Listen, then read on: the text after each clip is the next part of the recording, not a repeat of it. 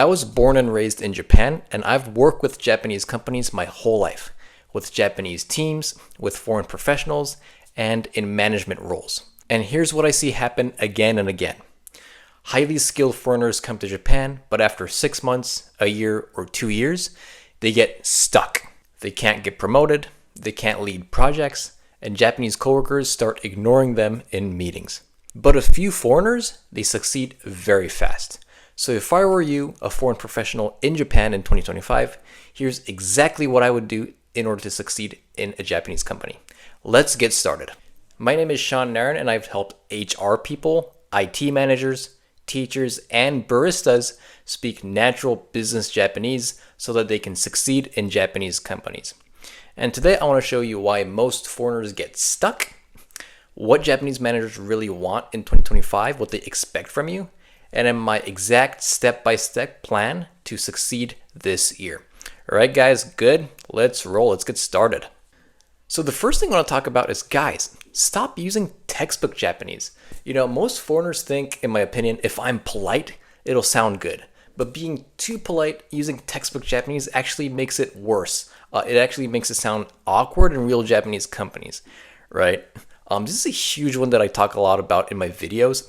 Most people come, and I know a lot of you, thanks for the comments. I know a lot of you tell me that you're still beginners and you're still kind of using textbooks to learn. That's fine.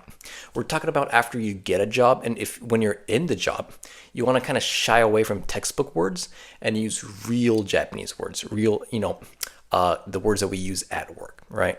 Let me give you one example, right? So look at this one. The first one is こちらをご覧いただけますでしょうか?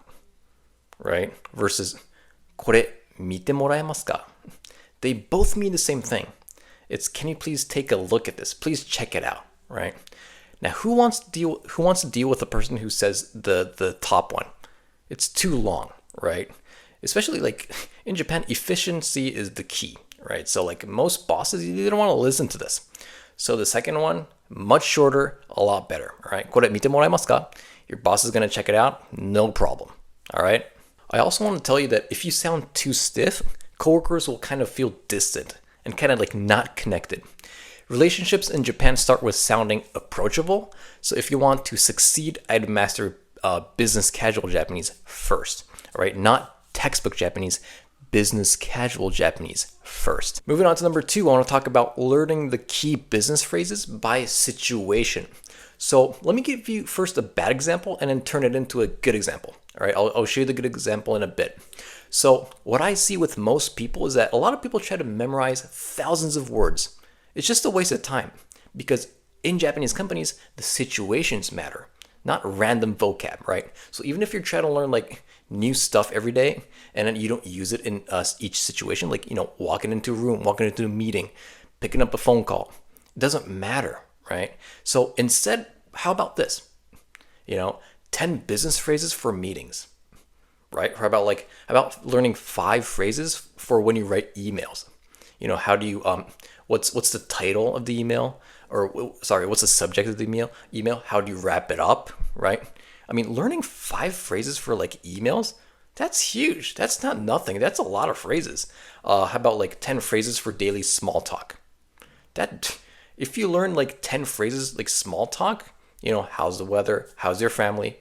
That's huge. I mean, that's a lot of words that you can learn about like when it comes to daily small talk or, meetings, right? Like I said, 10 phrases for meetings. That ain't nothing. All right. So, some examples are like, お疲れ様です, right? ご確認お願いします is a good one for emails. Please confirm, right? Knowing these words, very, very different than not knowing them, right? So these are the phrases that make coworkers say, Jesus, like it goes from this guy's just a geek, like knowing thousands of words to, dude, this person actually knows how we talk here.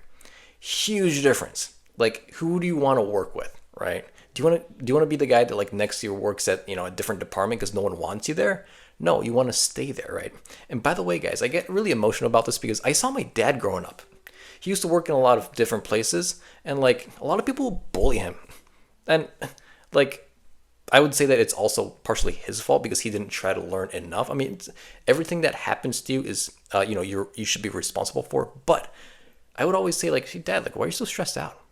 Like, I know the gaijin struggles. He would always tell me, "Kid, you don't know the gaijin struggles." And I didn't know until today, but like at work, when I see people that come from Western countries and speak, English speakers, I know that they go through this kind of like gaijin struggles, right? So yeah, again, if you want your boss to think like, if you want them to go from this person just knows, he knows random words, to this person actually knows how we talk here, do these. All right, just turn it into instead of learning random words, do situation based practice. And by the way, guys, in my 8-week Japanese training program, this is exactly what we practice. So if you're working in Japan and if you want to amp up your Japanese, you can apply from the Google form that I made in the link in the description below. And like I said, I have a full-time job here in Japan. So for June and July, I'm taking in only one person. There's only one spot open because that's all I can handle for now. If you want to save your spot, you can just fill out the form and let's see if you qualify. Anyways, guys, back to the video. So I also want to quickly talk about building relationships and not trying to build language skills, right? So in Japan, relationships drive your career faster, right, than technical skills. If just quickly, guys, if I wanted to succeed in Japan, here are 3 things that I would do in my first 3 months. All right, number 1, I would absolutely attend company dinners. Right, we call these nomikais. It's like a dinner party where a bunch of people just like go to a bar or a izakaya, kind of a space where you can drink and eat, and then just chat there, right? That gives you kind of space, kind of an opportunity to talk with coworkers, kind of bond with them, right? Second thing I would do is go to meetings 5 minutes early, guys, just to chat with coworkers. If you show up on time, there's no like warming up, right? Japanese people are going to start talking and you're not going to be able to catch up. If you're talking with your coworkers 5 minutes early, like before the meeting starts, they're going to be like warmed up. You're going to be as well, right? So when you go into the meeting, someone would mention, like, if your name's Jim, you'd be like, "Yeah, I was talking with Jim and blah, blah, blah." Someone might like mention you in the meeting, right? So this is another advantage, guys. Go to meetings 5 minutes early, and like, trust me, I've seen it happen all the time, many times, right? I've seen people not do this and fail, but I've seen people like actually take this advice and then succeed, right? And get better at Japanese, have a connection with coworkers. So just go and do it, all right? Another thing I would do is like ask coworkers for advice, even in simple Japanese.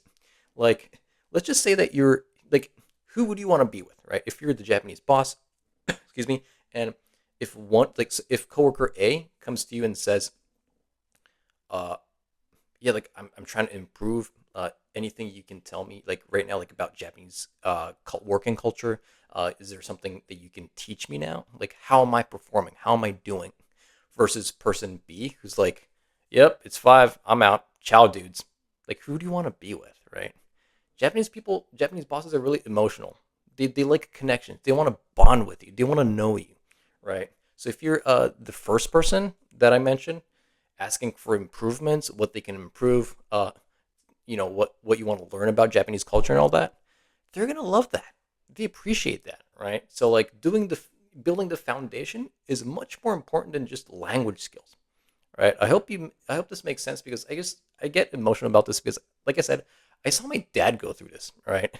He had all these struggles and he would come back stressed out. He would be upset at his family, like us. I'll be like, why are you stressed out, Dad? He did that for freaking like 30 years, right? Working in Japan. He raised us in Japan. He raised us here. So I don't want that to happen to you, all right?